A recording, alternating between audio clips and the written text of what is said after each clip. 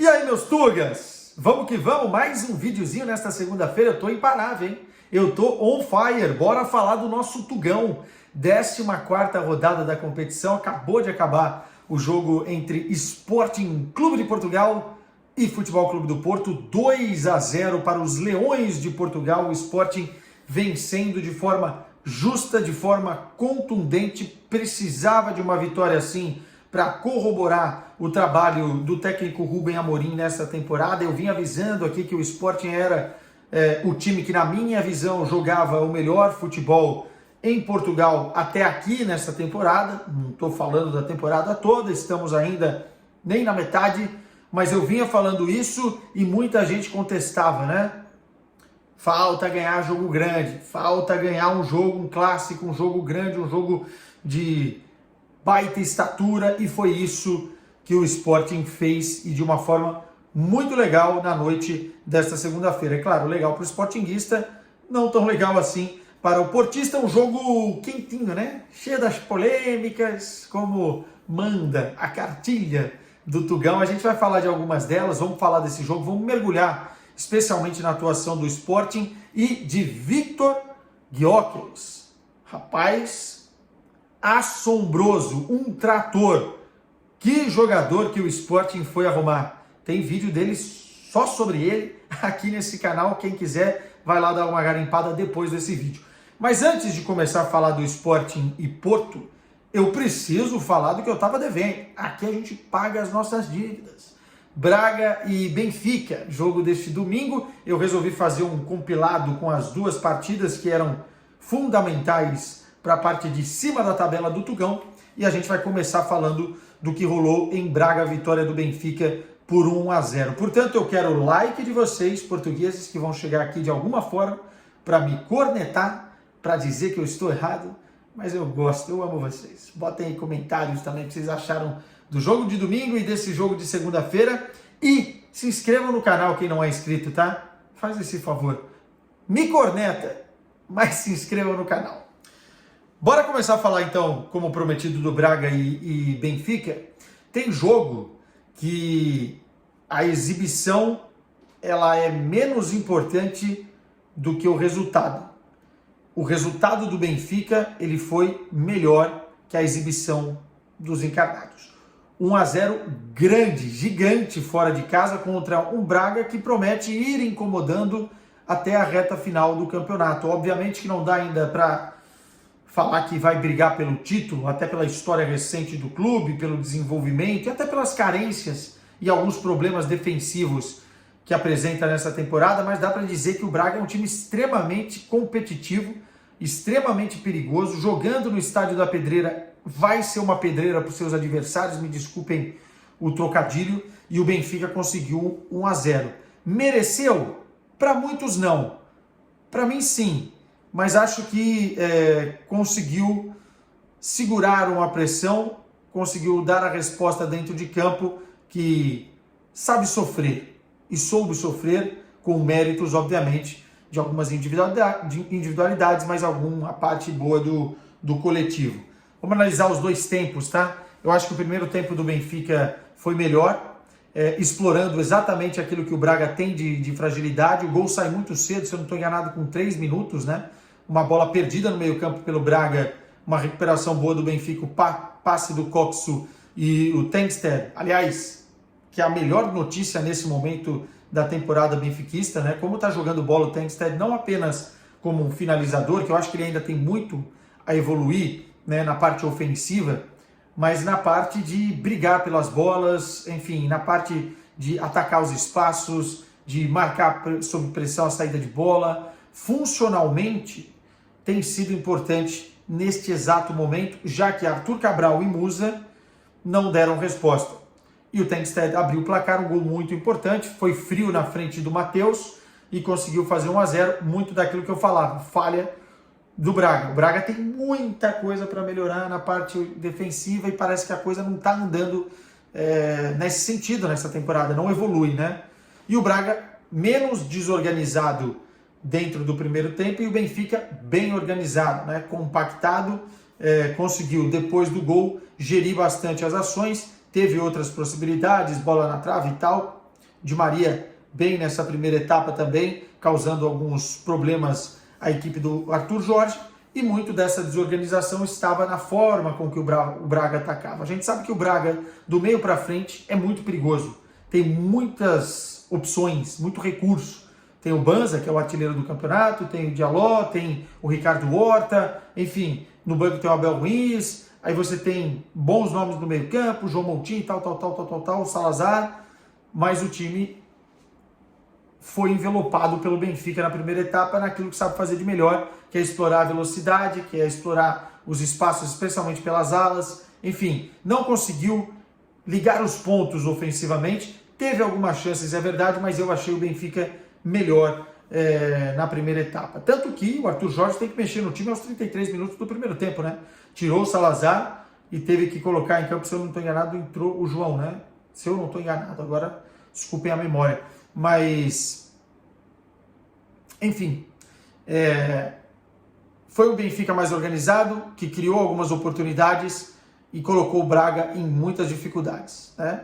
Explorando exatamente a velocidade do Rafa Silva, já que o Braga se lançou ao ataque para tentar empatar o jogo, para tentar desconstruir o resultado, e não conseguiu fazer o 2-0, 1-0 ficou de bom tamanho para a primeira etapa. No segundo tempo aí muda tudo.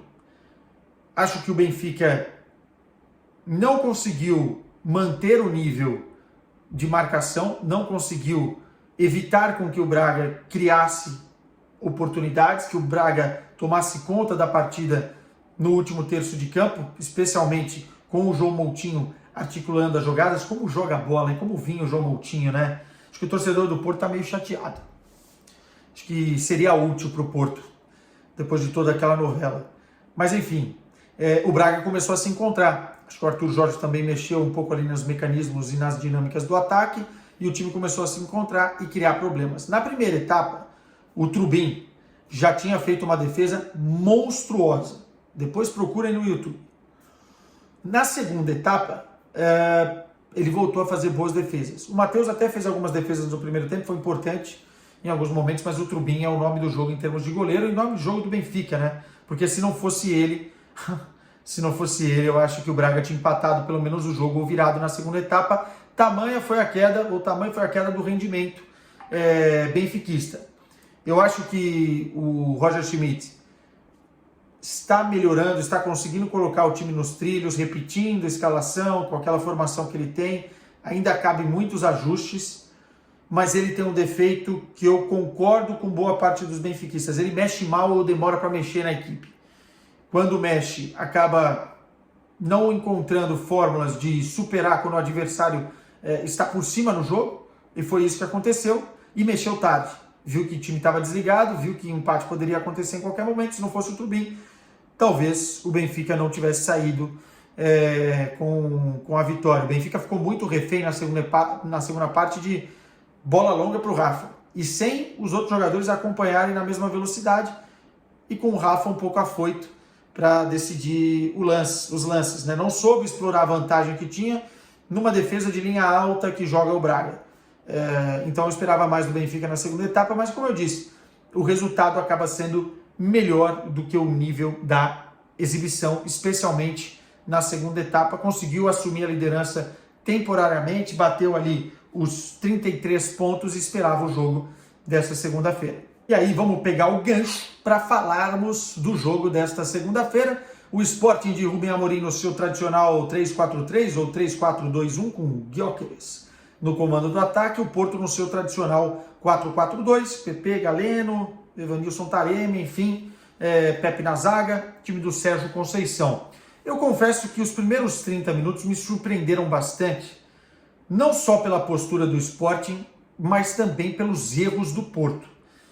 Eu acho que o Porto tinha que entrar com mais energia, tinha que entrar mais ligado, errando menos. Nesse tipo de jogo, você não pode errar tantos passes e não ter saída para a agressividade do Sporting quando recuperava a bola e acionava o seu time em velocidade. O Porto foi amassado pelo Sporting nos primeiros 30 minutos de jogo. E isso ditou bastante do que seria a partida. Até porque o primeiro gol sai com 11 minutos. O Sporting fazia muito bem uma coisa.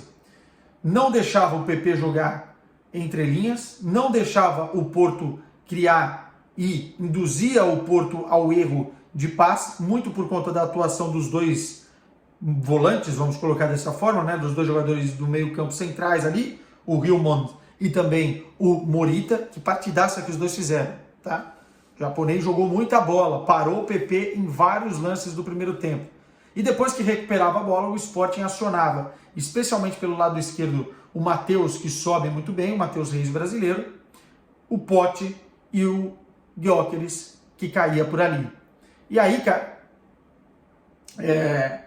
aos 11 minutos foi isso, uma bola do Matheus Reis muito bem lançada, o Gyökeres em velocidade foi brigar na ponta esquerda da área, né, já dentro da área com o Pepe, e o primeiro tempo inteiro o Gyökeres levou a melhor do que o Pepe. Né? Foi um duelo ali muito forte fisicamente, de velocidade, de experiência contra a juventude, de fôlego dessa juventude e até a parte de explosão muscular contra um jogador que é muito experiente e uma das lideranças defensivas desse Porto. Só que o Gyökeres levou a melhor. E nesse lance, no lance do gol, fica óbvio isso, né? Ele domina, vai para o enfrentamento 1 contra 1, na trombada ali consegue limpar o Pepe e chuta com muita força, um canhão no canto baixo direito do Diogo Costa para marcar o seu 10º gol, se eu não estou enganado, no Campeonato Português. 17 na temporada, não é isso? Jesus. É assombroso o que esse cara tá jogando, tá? E foi só o começo. Foi só o começo, mas já dava para ver o que ele ia aprontar. Em outros lances também, ganhou várias disputas individuais com a zaga do Porto em si, com o Pepe individualmente falando, incomodou, não parava, encheu o saco dos portistas o tempo todo. E, nesses 30 primeiros minutos, essa fórmula de roubar a bola, sair em velocidade e pegar o Porto desprevenido, desprecavido ou desavisado lá atrás, funcionou muito bem, cara. O Sporting poderia ter feito mais um gol, poderia ter feito 2-0 na primeira etapa, mas isso não aconteceu. Vou falar agora do primeiro lance polêmico. Eu não gosto muito de ficar batendo em arbitragem por bater, mas eu vou dar minha opinião aqui, e se vocês discordarem, vocês, por favor, comentem aí. Foi um lance do Eduardo Quaresma, aliás, muito bom jogador, viu? Eu não acompanhava tanto o futebol dele, mas gostei. Foi substituído na segunda etapa, porque tomou um cartão amarelo bobo e o Rubem Amorim ficou com medo dele ser expulso, mas muito bom jogador. Um lance que ele foi na linha de fundo, cruzou, o Gyökeres fez o 2-0. Só que ele faz a falta, se eu não estou enganado, do João Mário. Só um parêntese, como sofreu o João Mário, hein? Especialmente por essa força do Sporting pelo lado esquerdo do campo. Mas foi uma falta que acaba sendo interpretativa. A gente tem poucas câmeras que realmente pegam se teve um toque mais forte ou um toque menos forte, se o toque desequilibra.